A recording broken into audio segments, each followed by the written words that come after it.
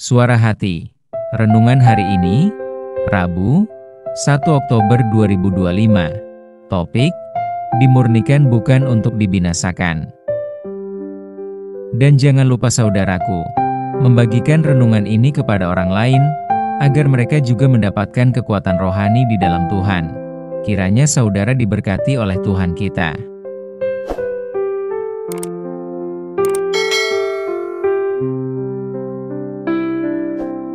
Nas renungan kita hari ini, Maleakhi 3 ayat 2, 3 dan 4, siapakah yang dapat tahan akan hari kedatangannya? Dan siapakah yang dapat tetap berdiri, apabila ia menampakkan diri? Sebab ia seperti api tukang pemurni logam dan seperti sabun tukang penatu. Ia akan duduk seperti orang yang memurnikan dan mentahirkan perak, dan ia mentahirkan orang Lewi, menyucikan mereka seperti emas dan seperti perak, supaya mereka menjadi orang-orang yang mempersembahkan korban yang benar kepada Tuhan. Maka persembahan Yehuda dan Yerusalem akan menyenangkan hati Tuhan seperti pada hari-hari dahulu kala dan seperti tahun-tahun yang sudah-sudah. Saudaraku, apakah saudara pernah merasakan seakan-akan Tuhan menghukum saudara? Mungkin kita pernah menerima masalah datang bertubi-tubi, dan mungkin tidak kunjung berakhir. Juga banyak orang menyangka, kalau hidup terasa sulit, lalu kita menilai bahwa Tuhan sedang menjauh diri atau sedang menghukum kita. Memang benar hidup kita terkadang penuh dengan tantangan, lalu apakah itu artinya bahwa Tuhan sedang menghukum kita? Mari kita perhatikan dengan seksama, ketika Tuhan Yesus menugaskan para murid berdua-dua melayani, yang tidak boleh membawa bekal apapun, tidak boleh membawa uang, kecuali hanya tongkat. Markus 6 ayat 8. Tantangan yang kita hadapi itu, merupakan sebuah beban yang mengharapkan kepasrahan diri kepada Tuhan. Tantangan yang dihadapi itu, bukan seolah-olah untuk menggagalkan semangat melayani. Tantangan yang ada itu, merupakan kondisi kekuatan kita untuk mengerjakan kesetiaan dan ketaatan yang akan berakhir untuk kemuliaan Tuhan kita. Dengan adanya tantangan, bisa jadi membuat diri kita lebih dekat dengan Tuhan. Kondisi kedekatan itu, bisa saja proses sedang memurnikan keimanan kita kepada Tuhan. Kalau kita ibaratkan, tukang emas sedang memproses pemurnian logam untuk mendapatkan logam murni. Itu maka, si tukang sepuh logam harus berhati-hati betul saat memanaskan logam, agar didapat logam murni.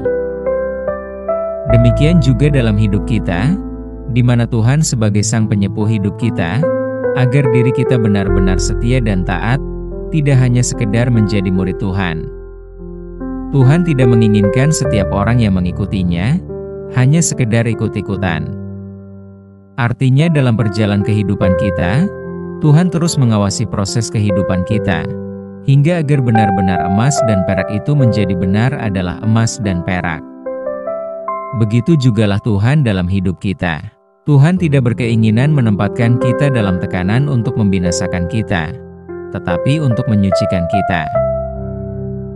Api Tuhan adalah api pemurnian hidup kita, bukan penghancuran kehidupan kita. Di tengah pergumulan kita itu, kita Tuhan sedang membentuk kita untuk menjadi cermin bagi kemuliaan Tuhan di bumi ini. Dalam nas Maleakhi 3 menggambarkan, bagaimana Tuhan menyucikan umat-Nya, seperti sedang memurnikan emas dan perak. Sebagaimana suku Lewi disucikan, supaya mereka menjadi orang-orang yang dilayakan untuk mempersembahkan korban jemaat dengan benar kepada Tuhan. Demikian kita supaya dibentuk dan disucikan, agar hidup kita menjadi persembahan yang hidup, persembahan kudus, dan yang berkenan di hadapan Tuhan kita. Melalui setiap situasi yang kita jalani, Tuhan terus memproses kehidupan kita, agar ego kita terkikis dari diri kita. Dengan cara demikian kiranya kita dapat bersih dari dosa-dosa kita yang tersembunyi, dan membentuk kita menjadi pribadi yang lebih murni di hadapan Tuhan, sehingga kita layak untuk mempersembahkan hidup yang benar di hadapan Tuhan. Jadi, jika hari-hari belakangan ini, kita sedang merasa terbakar oleh beban dan tekanan hidup, Percayalah bahwa Tuhan sedang bekerja dalam diri kita, layaknya sedang pemurni logam. Yakinlah bahwa Tuhan sedang duduk di dekat kita, dan Tuhan tidak akan membiarkan kita sendirian. Api pemurnian itu tidak untuk membinasakan kita, tetapi untuk menyucikan kita, hingga karakter Kristus nyata dalam diri kita. Maka dari itu, janganlah kita mengeluh atau merasa terpuruk, bila kita tahu Tuhan sedang memurnikan kita. Amin. Topik doa kita hari ini, kepada saudara kita yang sedang mengalami penyakit kanker. Salam sejahtera saudaraku, Tuhan Yesus memberkati kita.